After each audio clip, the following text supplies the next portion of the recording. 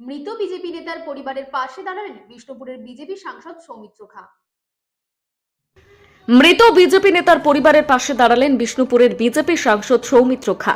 গতকাল বাঁকুড়া জেলা পুলিশ সুপারের অফিসের সামনে ধর্নায় বসেছিলেন বিজেপির এই সাংসদ। আর সেই সময় পুলিশ তাকে আটক করে এবং পরের রাত্রি নাগাদ বাঁকুড়া সদর থানা থেকে মুক্তি পান তিনি। থানা থেকে বেরিয়েই সংবাদ মাধ্যমের মুখোমুখি হয়ে মৃত বিজেপি কর্মীর পরিবারের পাশে থাকার বার্তা দিয়েছিলেন সৌমিত্র খা। আর সেই প্রতিশ্রুতি রাখতেই আজ সরাসরি মৃত বিজেপি নেতার ভাইয়ের বাড়িতে যান বিষ্ণুপুরের সাংসদ।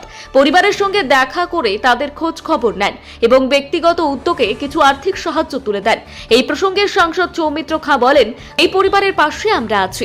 পরিবারের যাতে কোনো সমস্যা না হয় সেই বিষয়টি আমরা নজরে রাখব। ঘটনাকে ঘিরে রাজনৈতিক মহলে চর্চা শুরু হয়েছে।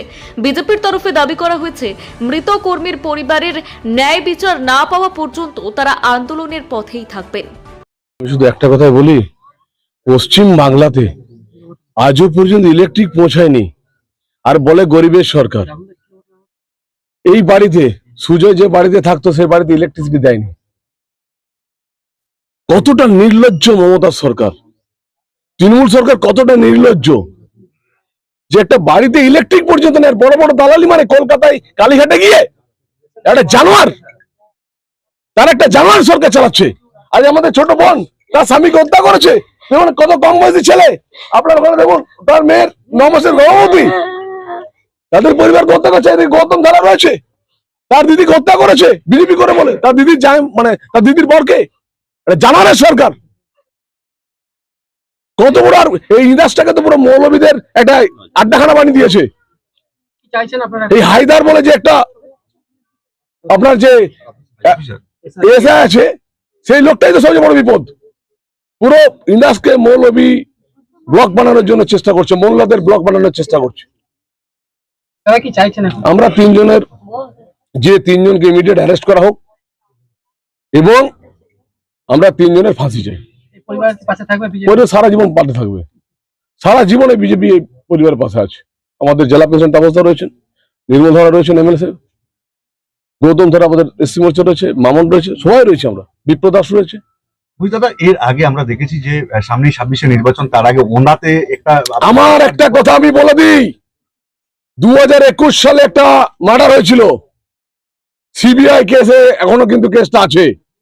যারা যাদের নাম আছে রেডি থাকুন, সারা জীবন যত সম্পত্তি বানাচ্ছেন বানান, কিছুদিন পর সারা জীবনের জন্য কিভাবে ব্যবস্থা করা যায় ব্যবস্থা করে দেবো। এর জন্য আপনাকে কালকে গ্রেফতার হতে হয়েছিল পুলিশের হাতে। পুলিশটা কি বলবো, তৃণমূলের চটি যেটা পুলিশ, তারা মৌলবী সরকারের পুলিশ, মোল্লাদের রাজ করছে, মোল্লাদের পা চাটছে পুলিশগুলো। এখন বলছি, এই যে ওনার যে ঘটনা দেখলাম আমরা এটা পুরোপুরি তৃণমূলের পরিকল্পিত। তৃণমূলকে 15 দিন পরে, এই 15 দিন আসতে দিন, শুধু একটু 15 দিন যাক, তারপর দেখবেন মানুষ আর তৃণমূলকে পছন্দ করছে না। এই গরিব পার্টিটা কি দোষ করেছে? ইন্ডাস্ট্রির সমস্ত সনাতনীরা এক হবে। এই মৌলবীরা আজকে ইন্ডাস্ট্রি খেলা করাচ্ছে, এই মোল্লারা ইন্ডাস্ট্রি খেলা করাচ্ছে, ইন্ডাস্ট্রি খেলা করে মেয়েদের ধর্ষণ করবে। এরা নারীদের সুরক্ষা দিতে পারে না, সিঁদুর মুছে দেয়। ইন্ডাস্ট্রি খেলা করাচ্ছে, খেলার নামে এটা টাকা তোলাবাজি চলছে। মানে নির্বাচন যত সামনে আসছে তার আগে সন্ত্রাস করে বের করে দেবো, শুধু 15 দিন পেরোতে দিন। ওই হায়দার টাইদার যেসব অফিসাররা হেল্প করছে তাদের ব্যবস্থা হবে। বড় পদক্ষেপ দেখতে হবেন। শাসক অস্বীকার বলছে, আমরা শাসক অস্বীকার, লজ্জা করে না? শাসকের জানোয়ারটা ব্লকে প্রতিনিধিত্ব করছে, মোল্লাতন্ত্র বানাচ্ছে। এখানে বাড়িতে ইলেকট্রিসিটি নেই, সেটা দেখেছে? লক্ষ্মী ভান্ডার দরকার নেই। লক্ষ্মী ভান্ডার দিয়ে পশ্চিমবাংলার নারীদেরকে বিধবা বানাচ্ছে। মমতা বন্দ্যোপাধ্যায় লক্ষ্মী ভান্ডার দিয়ে মহিলাদেরকে বিধবা বানাচ্ছে। আপনারাই বলুন, পশ্চিমবাংলার জনগণ বলুন, লক্ষ্মী ভান্ডার নেবেন? লক্ষ্মী ভান্ডার দিয়ে মমতা বন্দ্যোপাধ্যায় মহিলাদেরকে বিধবা বানাচ্ছেন।